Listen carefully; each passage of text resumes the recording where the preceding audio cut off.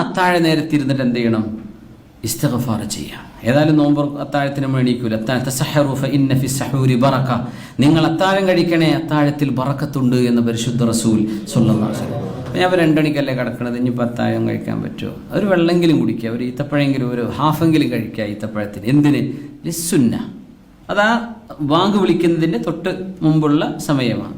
Bank കൊടുക്കാനായിട്ട് കാത്തിരിക്കേണ്ട ഒരു 10 മിനിറ്റുമെങ്കിലും നിർത്തണം എന്നാണ്.